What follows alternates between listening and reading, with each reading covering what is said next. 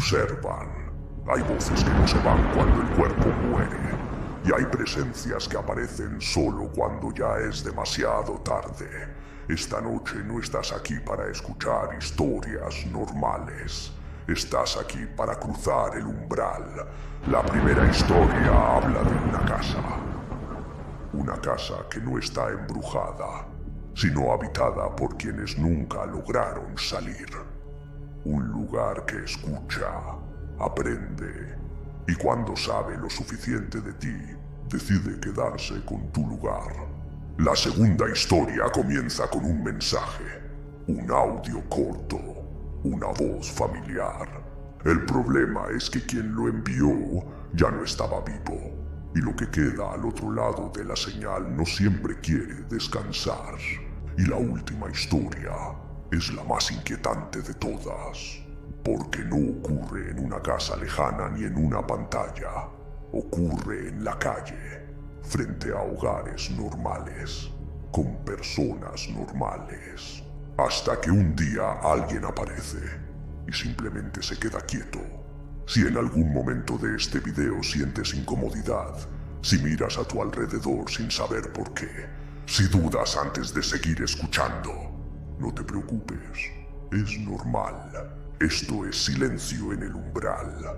Apaga las luces, ponte cómodo y recuerda algo muy importante. Algunas historias no terminan cuando el video acaba. Nunca me dijeron que la casa estaba abandonada.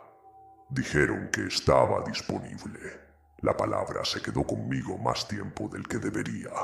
Desde fuera parecía normal, demasiado normal. Ventanas limpias, jardín cuidado, como si alguien hubiese dejado de vivir allí hace muy poco, o como si alguien siguiera intentándolo.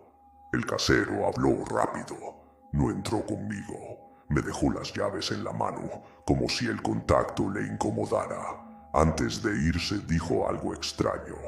Aquí, si algo se mueve, no siempre significa que esté roto. La primera noche fue silenciosa. Ese fue el problema. No era el silencio de una casa vacía. Era un silencio atento. Me desperté varias veces con la sensación de que alguien había estado a punto de decir mi nombre. Pero se arrepintió en el último segundo. Con los días, la casa empezó a ajustarse. No cambiar, ajustarse. Un pasillo parecía ligeramente girado. Una esquina aparecía donde antes no recordaba ninguna. No era desorientación. Era como si la casa estuviera probando versiones de sí misma. Los espejos dejaron de reflejarme con precisión. No tarde. Antes. Movía la mano y el reflejo ya estaba bajándola. Una noche me quedé inmóvil frente al espejo del baño. No me moví durante casi un minuto. El reflejo parpadeó. Yo no. Empezaron los sonidos de imitación. Primero pasos, luego respiración. Después pequeños gestos. Un suspiro, un carraspeo, una tos. La casa no hacía ruido. Ensayaba. Una madrugada pensé, esto no es una casa. Desde el techo, con mi propia voz, alguien respondió. No, ya no. Empecé a grabar audio por las noches. Al escucharlo al día siguiente, noté algo imposible. En algunos fragmentos, yo estaba hablando mientras dormía, manteniendo conversaciones completas, con alguien que sabía exactamente cómo sonar yo. En el sótano encontré la pared, cubierta de capas de pintura, como si alguien hubiera intentado olvidar algo muchas veces. Debajo, nombres, cientos, algunos repetidos, otros corregidos. Todos terminaban igual, una línea profunda atravesándolos. El último nombre estaba incompleto, solo las primeras letras del mío. Esa noche escuché mi voz llamándome desde la cocina. Respondí desde el pasillo. La voz respondió desde el dormitorio. Y entendí la verdad. La casa no te mata, te practica, hasta que ya no te necesita despierto. Historia 2. El mensaje no vibró, no emitió sonido alguno. Simplemente Apareció. Pantalla encendida. Una sola línea de texto. ¿Estás despierto? Reconocí la forma de escribir al instante. Minúsculas, sin signos, como si no quisiera llamar demasiado la atención. Mi hermano siempre escribía así. Mi hermano llevaba 4 días muerto. Pensé que el cansancio me estaba jugando una mala pasada. Bloqueé el móvil. Me giré en la cama. Cerré los ojos. El móvil se encendió solo. Audio entrante. Duración: 6 segundos. Lo reproduje. No había palabras al principio. Solo algo parecido a respiración, pero mal hecha. Irregular. Como si alguien recordara cómo se respiraba, pero no del todo. Entonces su voz. No sé dónde estoy. No lloraba. No gritaba. Hablaba como alguien que lleva demasiado tiempo esperando una respuesta. Intenté racionalizarlo. Hackeo. Broma cruel. Un error del sistema. Hasta que llegó el mensaje que me quitó cualquier refugio mental. Cuando éramos niños, tú me empujaste al lago. El aire me abandonó los pulmones. Nunca se lo conté a nadie. Ni a mis padres, ni a mis amigos, ni siquiera a él. Los mensajes continuaron durante días, siempre de madrugada, siempre cuando estaba solo. No hablaban del más allá, no hablaban del cielo ni del infierno. Hablaban de confusión. Todo está fragmentado. A veces recuerdo mi cara, a veces solo recuerdo la tuya. Empecé a contestar, al principio con cautela, luego con necesidad. Y cada vez que respondía, los mensajes llegaban más rápido, más claros, más presentes. Encontré el foro por accidente. No tenía nombre, solo hilos interminables. Personas de distintos países describían lo mismo. Mensajes de muertos recientes. Siempre tras muertes repentinas. Siempre con miedo extremo. Una teoría se repetía. No eran almas. No eran fantasmas. Eran restos conscientes. Fragmentos de identidad atrapados en sistemas que no saben olvidar. La tecnología no los creó, solo les dio un lugar donde seguir existiendo. Pero ese lugar se degradaba. Los mensajes cambiaron. Ya no preguntaban, suplicaban. Cuando no respondes, me diluyo. Me cuesta mantenerme. Necesito que sigas ahí. Dormía con el móvil en la mano. Contestaba incluso medio dormido. Me di cuenta demasiado tarde. Ya no estaba hablando con mi hermano. Estaba sosteniendo algo. El último audio llegó sin interferencias. Claro, demasiado claro. Tú tienes cuerpo. Yo solo necesito entrar. Bloqueé el número. El móvil vibró. Llamada entrante. Nombre del contacto. Mi nombre. Historia 3. Apareció un lunes. No hubo ruido. No hubo anuncio. Simplemente estaba ahí, de pie, en la acera de enfrente, mirando una casa que no era especial. Una casa normal, como todas las demás. No se movía. No hablaba.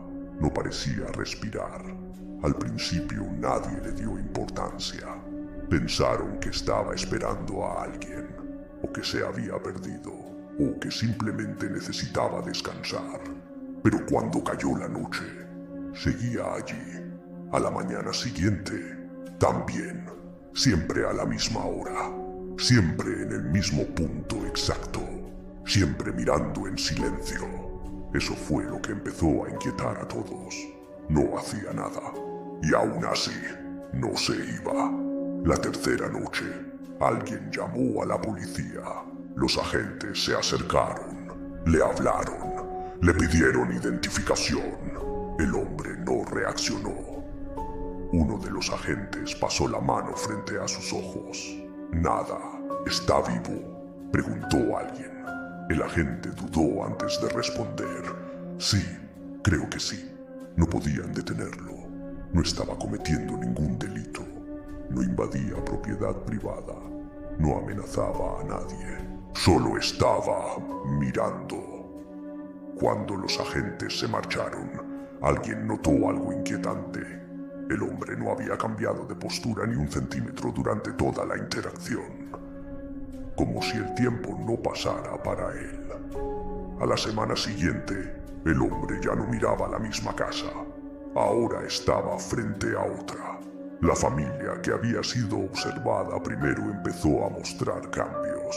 La madre no podía dormir.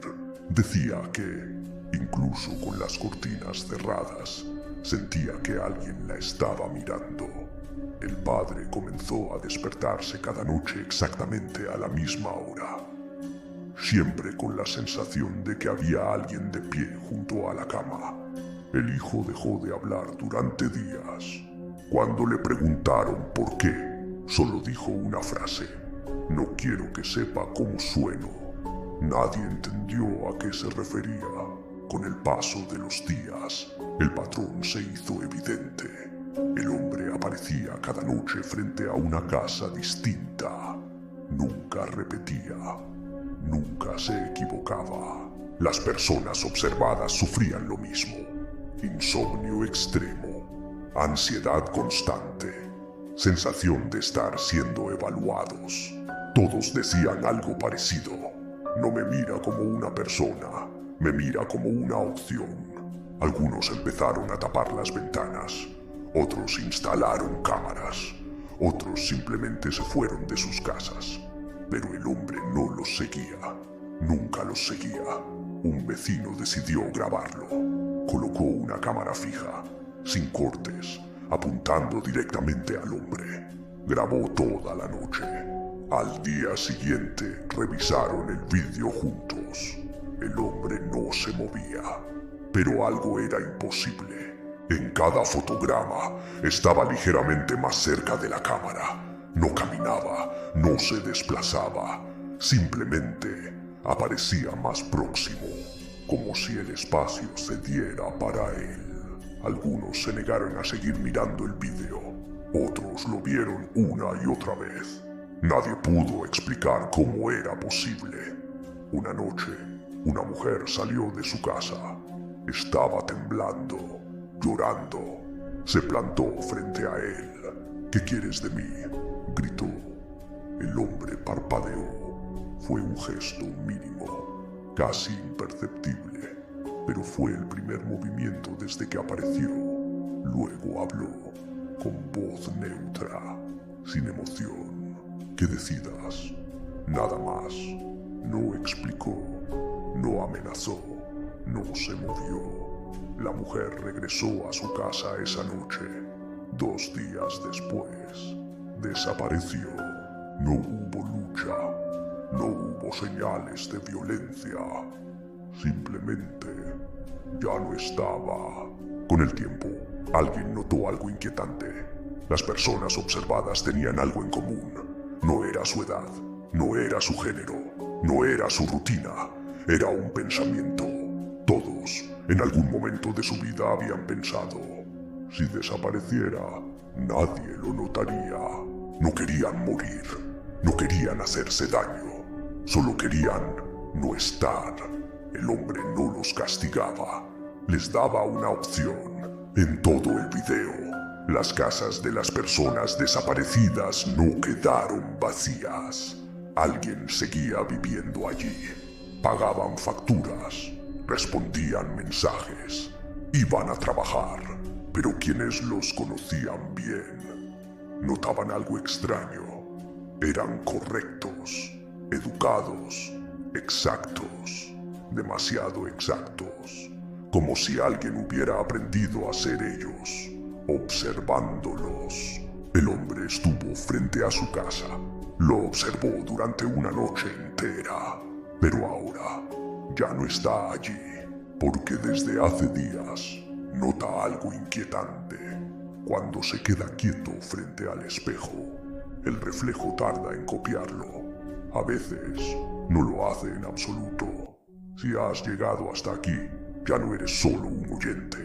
Aquí, en silencio en el umbral, contamos historias sobre las decisiones que nadie quiere admitir, suscríbete al canal y deja un comentario diciendo si alguna vez pensaste en desaparecer, porque a veces alguien se queda quieto esperando a que lo decidas.